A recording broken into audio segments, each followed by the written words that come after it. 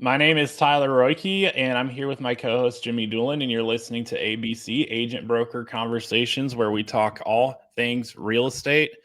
And Jimmy, what's the news? What's good? How you doing with everything over there? Well, I guess we're Eagles, right? We're flying high here.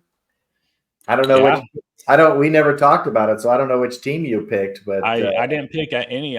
Maybe that's weird, but like I didn't have a favorite.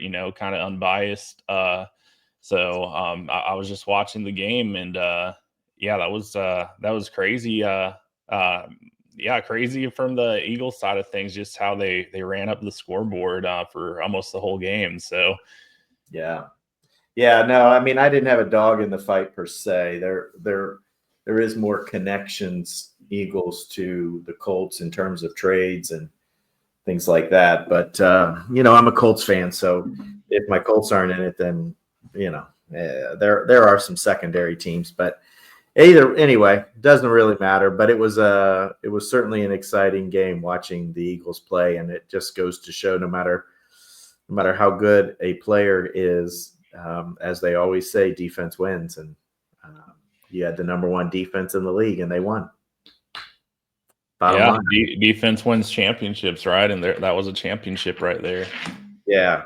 So so I just got back from Florida. I was visiting my son, where we recorded last week's show, and good times. It was, I guess I'm a little excited to share some of the stuff with you because it was a little different for me. I was down there with him, and we went out last Wednesday. So the Wednesday before this, we went out and we delivered to his neighborhood, his farming neighborhood that he delivers 642 flyers to a month. We did about 200, which on that particular day, which was fun. We interacted with about 5 people. That was fun. I think the best thing about it, and part that my son kind of learned in that, was all of our interactions were positive. We didn't have any negative interactions. And when we got into the car and we were driving off to get started for the day, I said to him, I said, "We're not coming home until we get you a listing." And he's like, "Oh, whatever, Dad." And I was like, "Oh no, we're getting you a listing." So anyway, we hit the neighborhood, delivered 200, spoke to 5 people. That was good, and then we moved on to expireds, and we went door knocking to expired listings, and the very first one we went to, I knocked on the door, no answer. Then I rang the doorbell, which was one of those, electronic cameras, the whole 9 yards, whatever. Ring doorbell. So it was one of those type. Push that. The lady came across there and introduced herself. "Hi, what can I do for you?" She was a little abrupt at first, and I just kind of leaned in, started talking to her slowly and calmly, and talked about the fact that the house had been on the market. Why was it off the market? Did they still want to sell? She indicated they didn't. So I said, "Well, that's interesting. What changed your mind?" And she told me it was based on price, that it wasn't going to bring what they needed it to bring, and so they weren't going to sell it.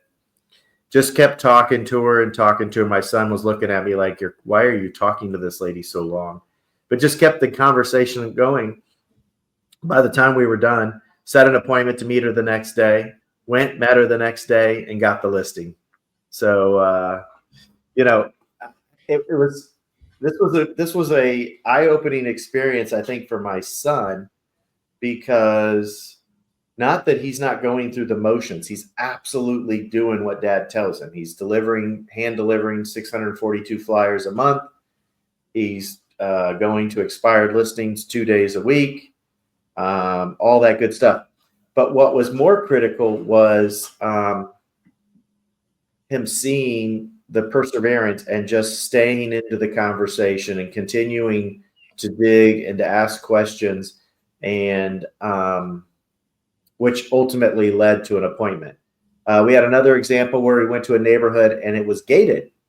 And so he's like, oh, well, we're going to have to turn around. We won't be able to get in. And I said, no, just pull up to the gate they have guards there in Florida. They always have people.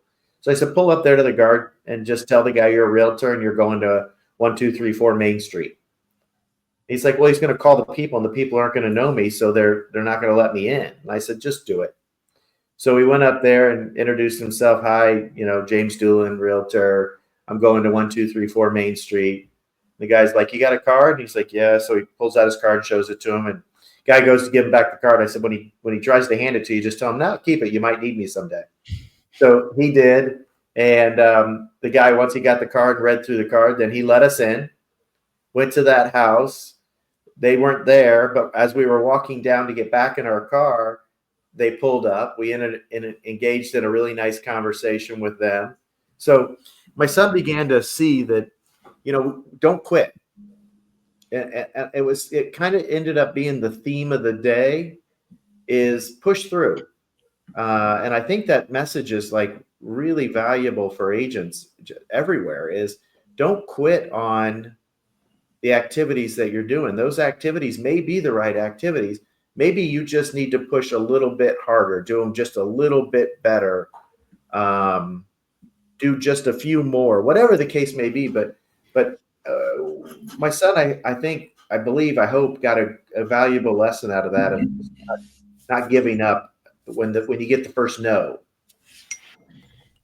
Yeah, that's really cool to get to see and experience that firsthand. I mean, that goes probably an immeasurably long way just to kind of see how you persist, and you don't stop at the gate, and you don't stop at the fact that someone says they're not planning to resell. You got to dive deeper on the reason behind it and persist, and that lesson will probably carry over into a lot of future business. I would think that comes as a result of that.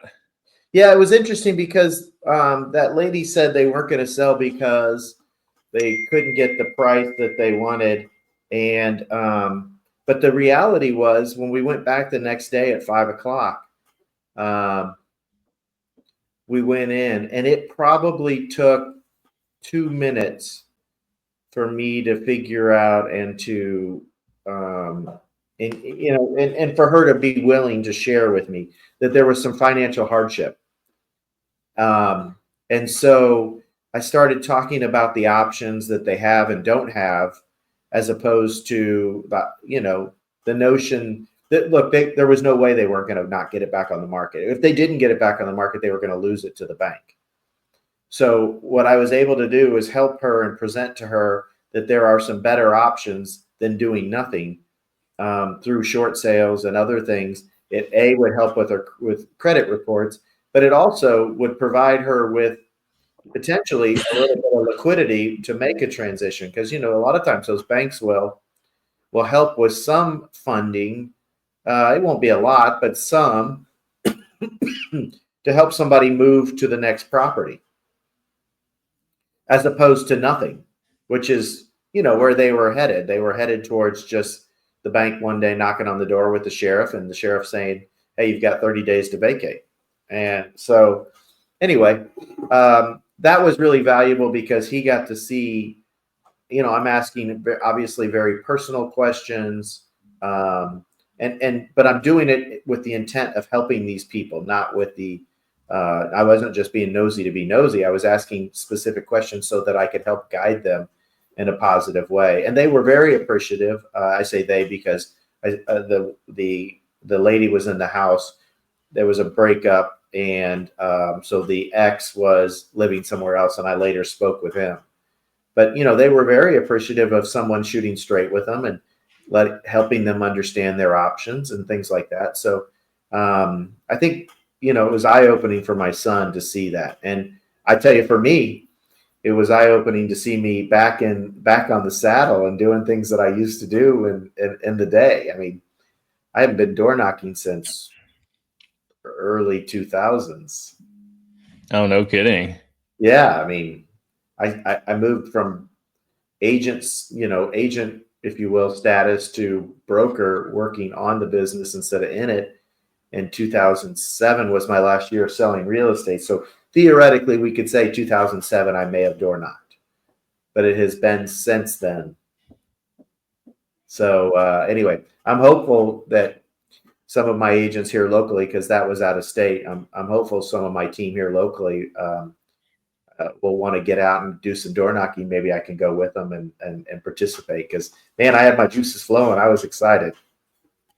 Yeah, that's awesome to be back at it. And, obviously it still works, right? Yeah. And that I think that was the other piece is, it's not uncommon for every 2 or 3 months my son to make some sort of crack. Are you sure your ideas aren't old, Dad, that these aren't prehistoric, and that this isn't, you don't do real estate this way anymore? And I'm like, yeah, to the best of my knowledge, real estate functions around a relationship and meeting people and talking to them and caring about them and understanding their situation. There usually, when a house has been on the market and it comes off once, maybe twice in this case, those people are typically frustrated and they're looking for answers. Because if they've gone on the market multiple times, there is a motivation. They are looking to sell. We met one couple that had some, the husband had some medical conditions. I didn't get into why, but they had signed their listing contract with an agent day or two before we got there. So we missed out on it. But, there was certainly sincere motivation based on some medical conditions, whatever they were, circumstances. But we still had a nice conversation with them, exchanged information. It wasn't active. They had signed a contract. It wasn't active. So we knocked on the door unknowing that they had already engaged another agent. But we ended up having a 20, 25-minute conversation with this couple who were just delightful people. Could it lead to some opportunities? They wanted my son's name and number. They said at bare minimum, we can send you some referrals if we know anybody. So it was an enlightening day for me.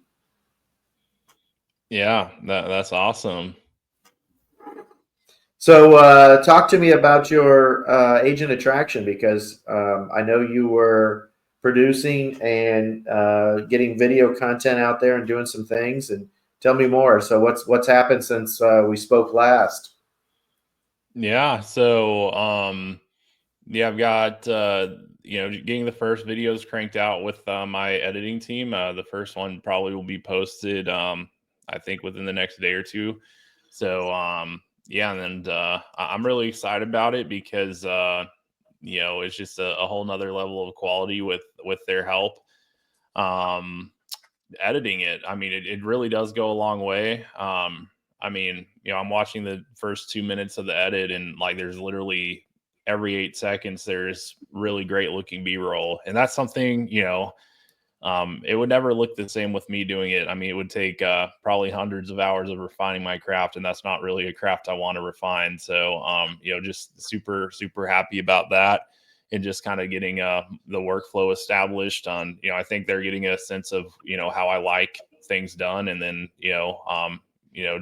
I think it's going to get better as we go on with everything. But even the first one looked phenomenal. So that, and I got this little like vlog style camera that's really neat. I'm going to start shooting more content with this. I'll just show it to you here real quick. It's this little like literally it will fit in your pocket, a little camera, and you would not believe, I mean, maybe you would, the quality of it is just unreal. Like you would think it was so the camera I'm recording on the podcast here is a DSLR camera, really high quality professional camera. I kid you not, this is higher quality than that. Like the image, it's ridiculous.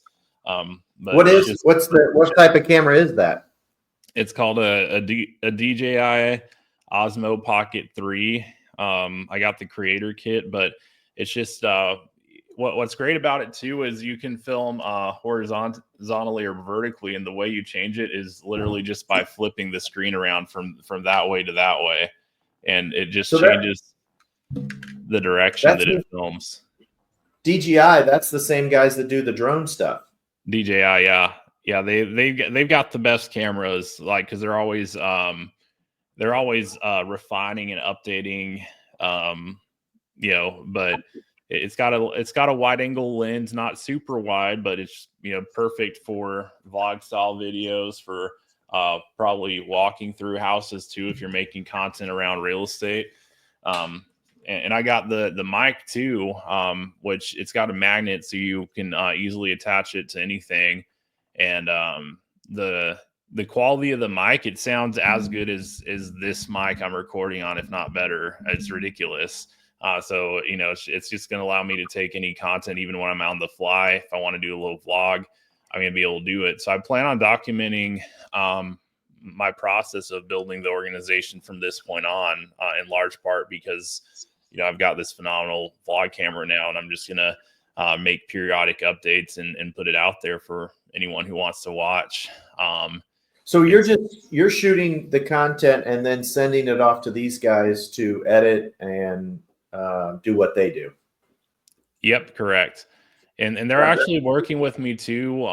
Like if I need help with any content ideas, which I wouldn't have told you going into it that I needed help with that, but that's part of what they're there for as well. And they've kind of really impressed me with just some of the ideas that the guy behind it comes up with, because he's a YouTuber.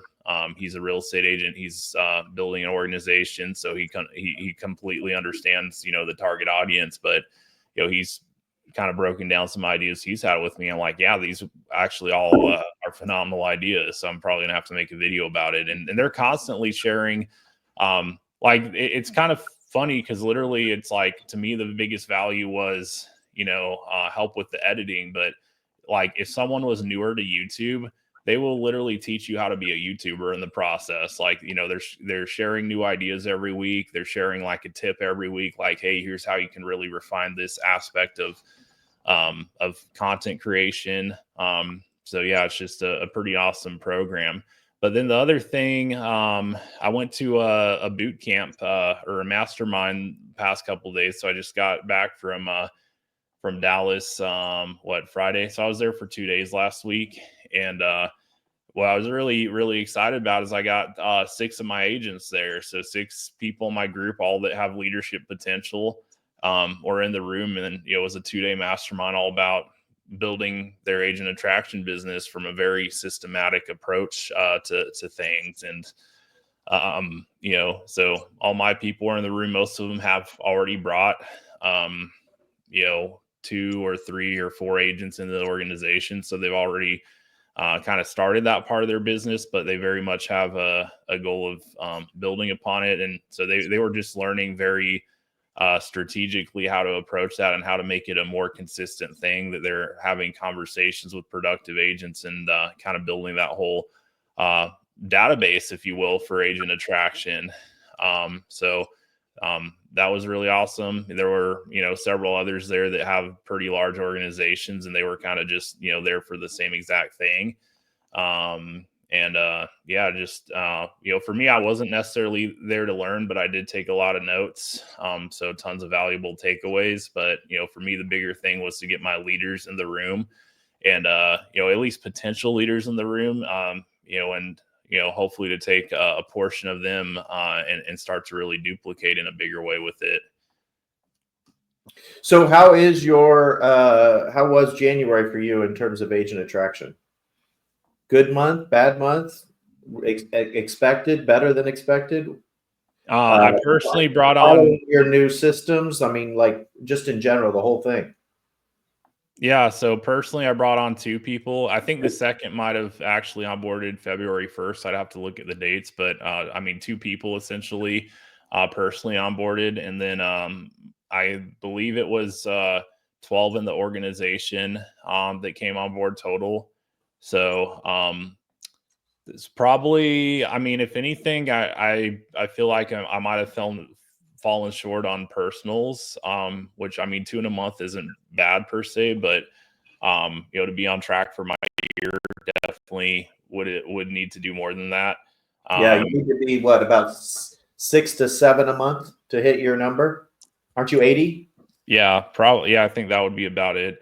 But Yeah, so that was January, but honestly though, most of what I'm doing is just kind of a momentum building thing. So it's not Yeah. like a light switch where, hey, yeah, we're just rocking 6 to 8 a month right now. I mean, it's more of building up to a point where it's higher numbers on that side of things. So I'm not really concerned about January. Like for me, still the big focus point at this point is just making sure that all systems are go with with what's going to continue to build my pipeline for the whole year here. Yeah, I got hired the coach, as I told you, probably first to second week. It wasn't until basically the last week in the month that I really I've got a 9-step process with him that I'm following. It is, it's 5 individual agents a day contacting, and then 1 broker owner a day for 5 days a week. And then every other day I have a secondary contact with them. So it's 9 steps. And then in the end, it translates into, if nothing happened after these 9, or if nothing happened after the 8 steps, the 9th step is to just put them into some sort of long-term communication drip, if you will. And I was late to getting started, a little disappointed in myself, but I did get going. I am rolling along now. And I did a significant more than my 5 to catch up. We also had a brokerage announce that it was selling, closing, retiring, whatever you want to call it. And so that created, obviously a reason to reach out to somebody, right? Or to somebody. So that firm had 40 agents. So in one day I reached out to all 40 of them individually. So that took some time, but yeah, I'm off to a good start. I know personally, I added a couple, and then I don't know how many the team added. It is a number that I'm going to track, but I have not. I need to go back and do that math and see.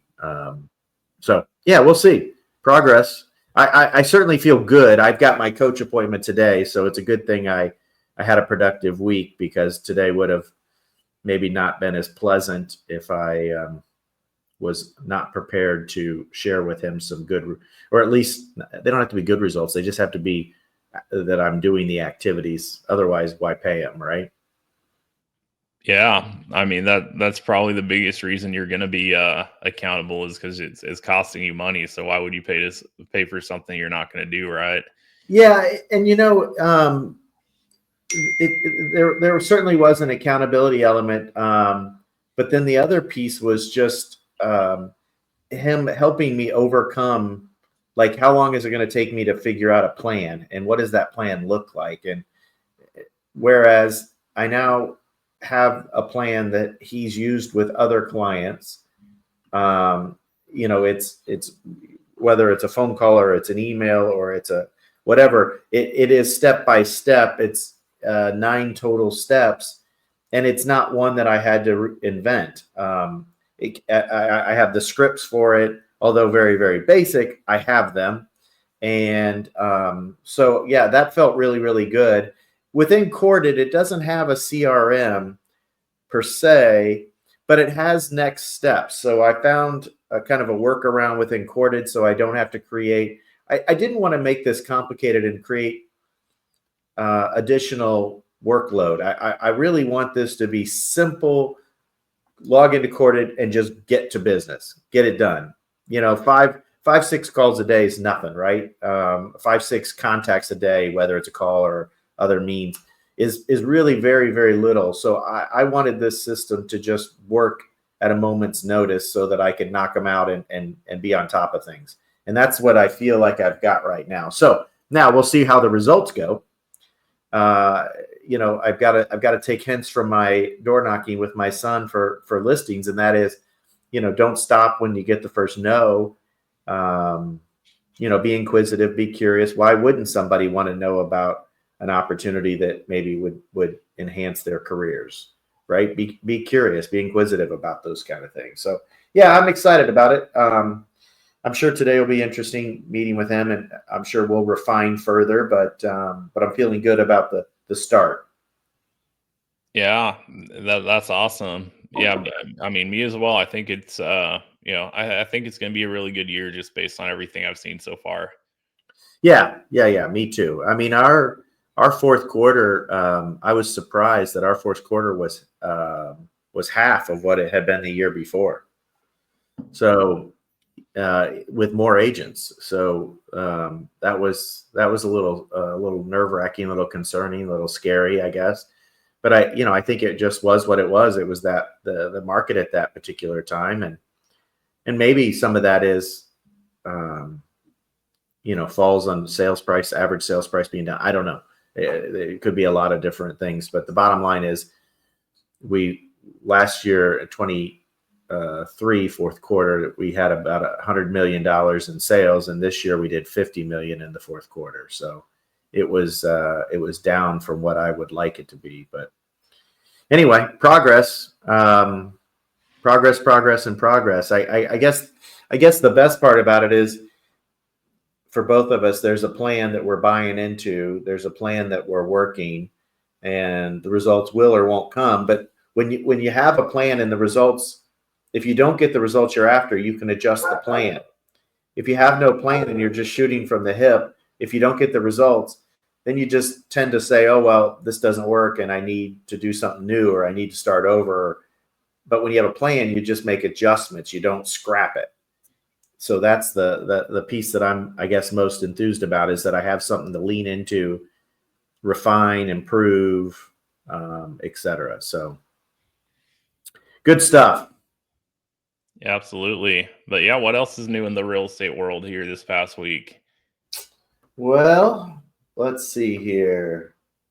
I know that I'm going to be listing a home, so that one of my past clients reached out to me yesterday and texted me and asked me to sell their house, so that's exciting. I've got two properties that are coming on the market that are both beautiful properties, both luxury real estate. That was the market I dealt in when I was selling full time, so that was exciting. I'm going to get to work with two past clients, both delightful people, so I'm excited about that. I saw we got an email from somebody soliciting editing videos for us. Did you see that? For us, for Yeah, for the ABCs. no, I don't think I got that email. Oh well, I thought it was addressed to both of us. I'll forward it to you when we. Well, When we I get a lot of emails about video editing services. So like literally when I see that, I usually just ignore it. So Gotcha. Yeah.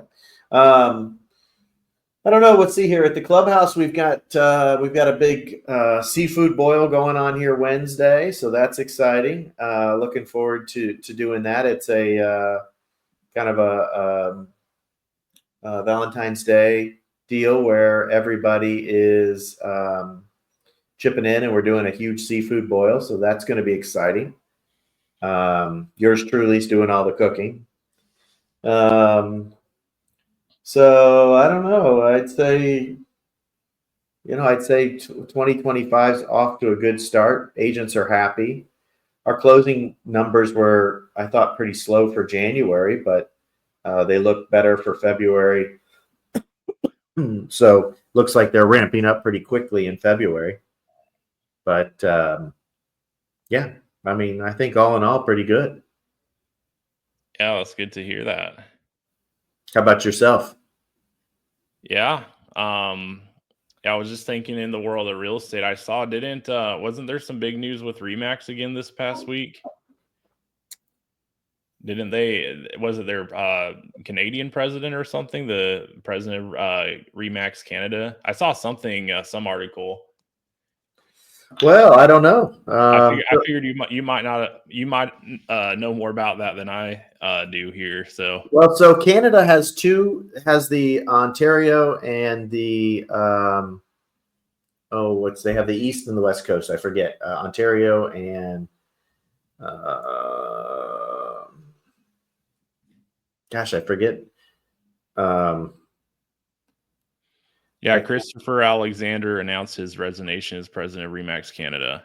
Okay, Christopher Alexander is the son of the owners of the Canadian region. So, yeah, I mean, that's not. I don't really think what Christopher Alexander does is really much news. I'm sure he'd like it to be, but the reality is Christopher Alexander hasn't really done anything. He just he happens to come from the right bloodline, so it's created opportunities that he otherwise would never even get near. So you could probably sense in my voice we don't have any love lost for one another. Sure, I got you. Yeah. So anyway, yeah, he was president of the Ontario side of Canada it's Integra.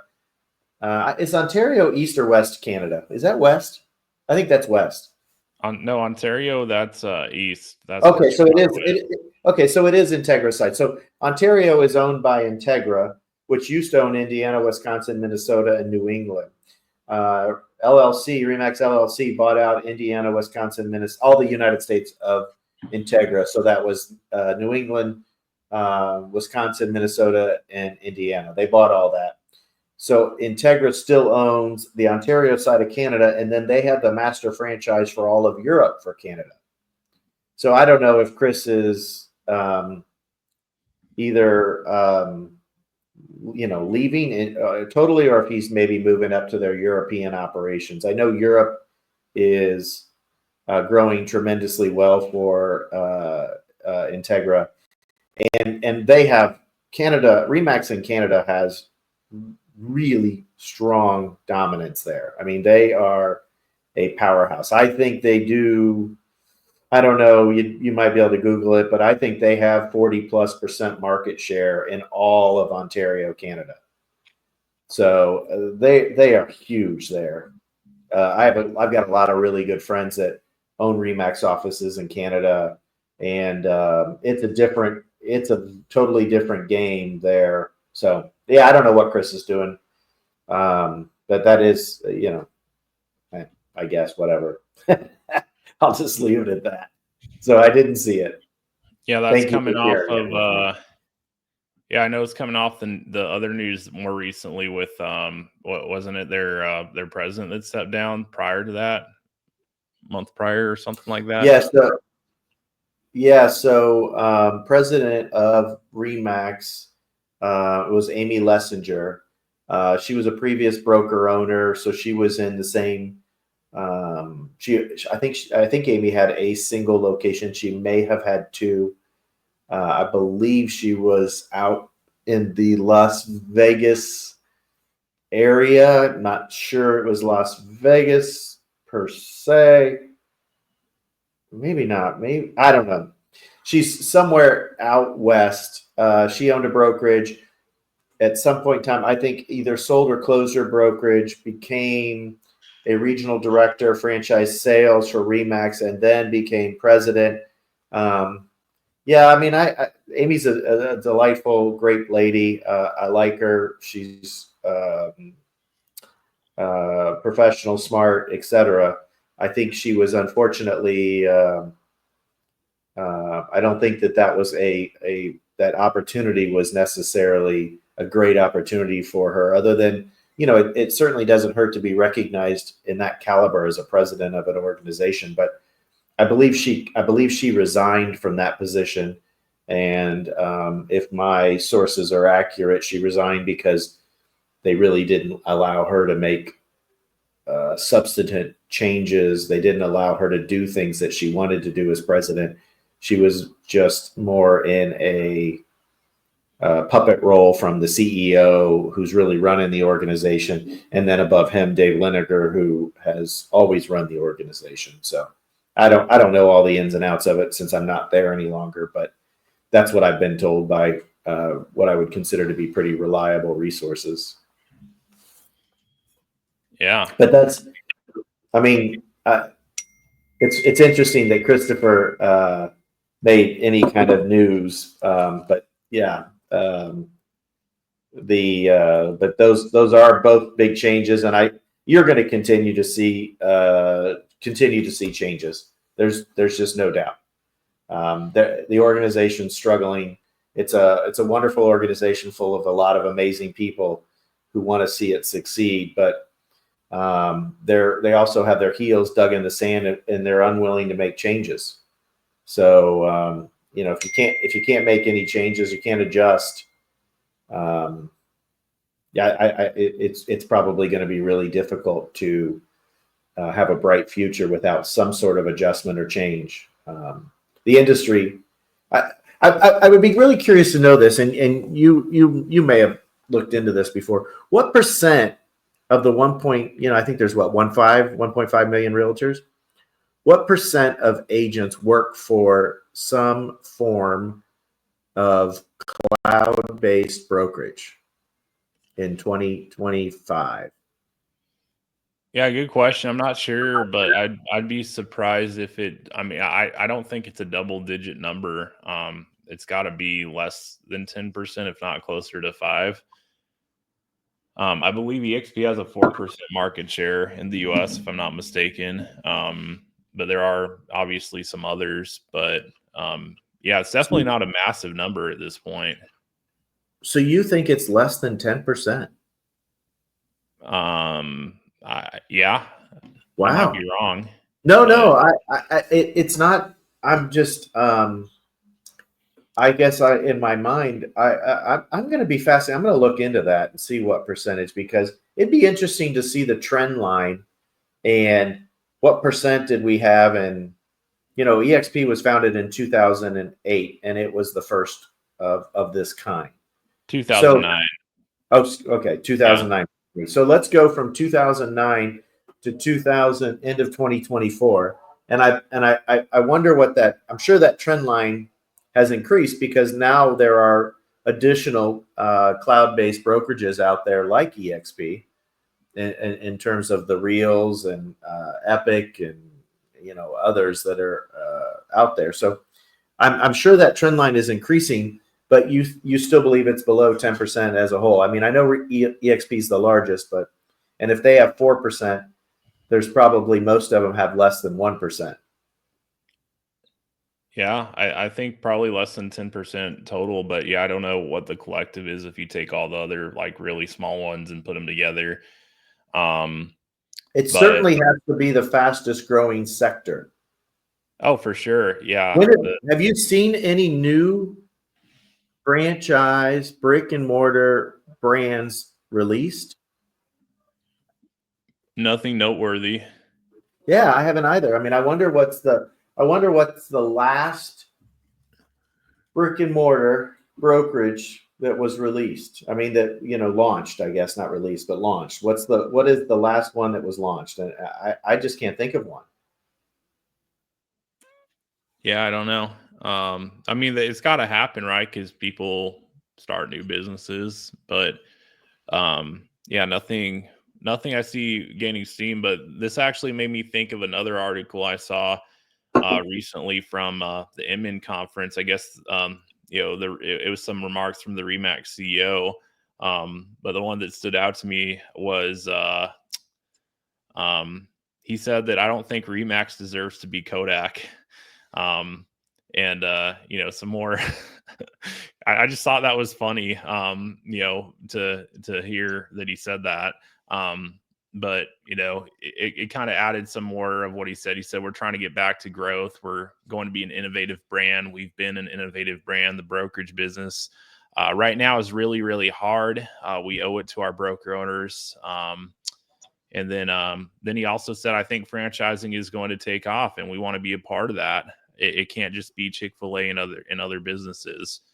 But I don't know. It's just kind of interesting. Like, I have my thoughts here and all that. Obviously, Chick-fil-A is really successful. I feel like they have a completely different approach to franchising, though. And I don't know that there's really a comparison there between what RE/MAX is doing or might do going forward. I mean, I think franchising, they've done it in real estate. So what's going to be innovative as the next phase for them? I don't really see what the vision is there. I don't either. I don't.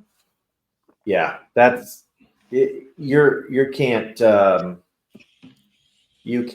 compare a real estate to restaurant, because restaurant would go. I mean, there's already a huge movement towards food providers out of their kitchens, but you've got a board of health, and it's difficult for people to produce food in their home kitchen and then sell their wares, if you will. But it is done. It's difficult. So to compare those two, to brick and mortar real estate to virtual is that's just not a fair comparison. I think people, like, I'm looking at some comments, people are upset that he mentioned Remax and Kodak in the same sentence. That's kind of funny, though, being in his position to use that analogy. Yeah, you just wouldn't think he would do that. I mean, honestly, you don't think you would think you wouldn't want to bring that kind of attention to your company. That's funny. I mean, that means that they're obviously seeing it at the highest level within the organization. I mean, if they're saying it's not fair to compare us that way, then that means they're obviously analyzing that comparison, or he wouldn't even acknowledge it. Yeah. Yeah, but cloud-based, I mean, it's where it's at. And, I think the innovators know. I was reading a little something, some article about the revenue sharing models that I saw the other day, and I kind of, skimmed through it. But one of the things I noted, and by the way, I figured out real quickly that this article was written by, someone at Real. So there's inherently a bias depending on who's actually writing the article. But one of the things that I picked up from it that I wasn't really aware of was that, they didn't always have the revenue sharing model. From what the article said, they implemented that in 2020. The reason they implemented it is they saw it was working. Because I think prior to that, they were having a more traditional way of going about recruiting and growing. And they recognized that, it made more sense to put the agents in alignment and to, get them bought into that opportunity. I think they saw what EXP was doing and realized, hey, if we really want to grow this thing, this is the way we need to go about it. So they adapted, and they had the ability to adapt because they were cloud-based and had a lower cost structure. And that's the one thing these big franchises don't have. They have a completely different structure. They can't just adapt a revenue sharing model. If the financial resources aren't there to do that, amongst other things. So I thought that was interesting, because I didn't even know that. I guess I didn't know it wasn't part of the initial vision, but yeah, they saw that working. And it kind of goes to the cloud-based company thing. It's like anyone, if they're getting into the brokerage space now, or launching a brand, like, what's working? Is the franchise model working for growth, or is the cloud-based approach working for growth? And if they're business savvy, they're probably going to go with the approach that's working to gain market share at this point. Yeah, for sure. Yeah, it would only make sense that, the way that I explain EXP's model is that instead of hiring full-time recruiters to do jobs, they reward the people that help make this company a better company, that help us strengthen this organization. People that contribute to teaching others, the people that contribute to growing the organization and attracting top quality people. Those are the people that EXP has created a method to reward them. And it's hard for me to see that as a negative. I view it as an opportunity for my family, for my business, for the people that I work with to continue to enhance their careers, as opposed to a negative. It does mean we have a lot more people that potentially could attract folks, but it also means that those folks are rewarded for doing the activities that make this organization stronger. So I don't know. I see it as a win, my friend. Well, any closing wisdom? Yeah. I'm just really excited about the time ahead, and it's I just feel like there's a lot of opportunity for those who are approaching things the right way, want to take market share. I think some people in the industry probably have maybe not the most positive mindset right now. We've seen these articles come out that I think 71% of realtors last year didn't have a single closing, which is kind of mind-boggling. But also, it is. It's it's just like on the flip side, I actually know quite a few people who are doing phenomenal, including agents I'm working directly with. I mean, shoot, I've got agents. I just spent time with some of them, in Dallas the past few days. I've got it almost seems like they're taking on a new piece of business literally daily. And these are people that have been in the industry like 2-3 years, some of them.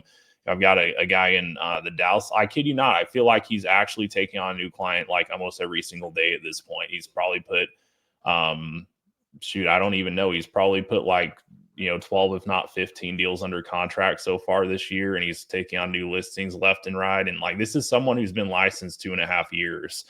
So there's no shortage of opportunity for those that are, actually approaching things the right way and getting after it. And I see someone commented on one of my things, recently, just kind of alluding to the fact of hey, just they're trying to just scrape by, or 71% of the agents didn't even close a single deal. And it's they almost look at anything that hits their feed through a negative filter, including my stuff, which is, and honestly too, that's not even who I make my stuff for. If someone's really on that struggle bus, okay, if they really want to plug into what I do and it helps them, great. I welcome them to do that. But honestly, that's not necessarily who I'm trying to reach. I'm trying to reach people that are already, they already figured out how to get deals done, and they really want to accelerate their growth. I'm not here trying to cater to the 71% of the industry who couldn't even figure out how to do a deal this past year. But I think you have a certain lens that you look at things through based on your own experiences up to that point. And, at the end of the day, far and few people in between, I think, are actually growth minded, are open to growth. And, they kind of look at, they look at what's wrong or what's missing versus where the actual opportunity is, even if it's adversity they're going through in the moment. So I'm really looking for people that, even when times are hard or challenging, they're not really focused on what's wrong, but they're focused on where the opportunity is. And, that's who I'm trying to help and reach here in the process. Yeah, well, for sure. In other words, you're looking for that 29%. Exactly. The people that have the wherewithal and the resources and the desire and to go out and find their opportunity and find the niche. Look, there's always deals being done. You can be one of the people that sits on the sideline and complains about how few deals are being done. But the reality is, when you look at the number of transactions that happen, even in a slow year of 4 million transactions in a year, and you've got 1.5 million realtors, if 70% of them didn't do any business, then that means only roughly 300,000 agents did a deal, and there was 4 million transactions. That means there was a dozen transactions if every agent got the same share. And most agents don't do a dozen. So, go get your unfair share. If you want to do 30, go get your 30 deals. If you want to do 50, get your 50. It's out there. It lands solely on the shoulders of the individual. And the only difference is those who are looking for excuses and those who are out finding solutions. So anyway.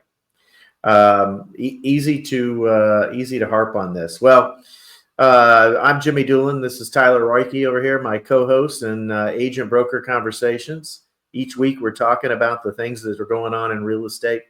We invite you to the conversation to either like, share, comment our videos here, and we would love to have your comments. We'd welcome guests on the show if somebody's interested. But until next week, have a great week, and we'll look forward to seeing you. Take care.